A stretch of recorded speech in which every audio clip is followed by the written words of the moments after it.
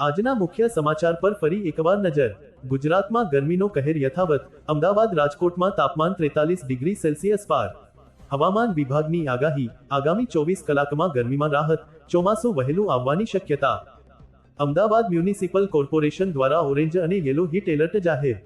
સુરતના પાંડેસરા વિસ્તારમાં બાઇક અકસ્માતમાં કિશોરનું મોત। રાજકોટ ક્રાઇમ બ્રાન્ચે 20 લાખની ચોરીનો ભેદ ઉકેલ્યો, 2 આરોપી ઝડપાયા। સુરેન્દ્રનગર રાજ્યનું સૌથી ગરમ શહેર બન્યું, 44.5 ડિગ્રી તાપમાન નોંધાયું।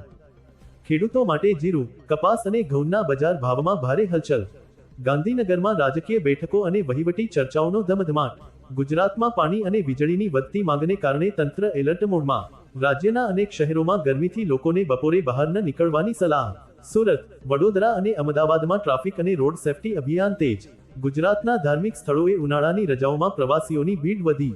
રાજ્યમાં સાયબર ક્રાઇમ અને ઓનલાઈન ફ્રોડ મામલે પોલીસ સક્રિય। શાળાઓમાં વેકેશન શરૂ થતાં પ્રવાસન સ્થળોએ લોકોની ભારે અવરજવર। ગુજરાતના મુખ્ય શહેરોમાં વિકાસ કાર્યો અને રોડ પ્રોજેક્ટનું કામ ઝડપથી આગળ વધી રહ્યું છે।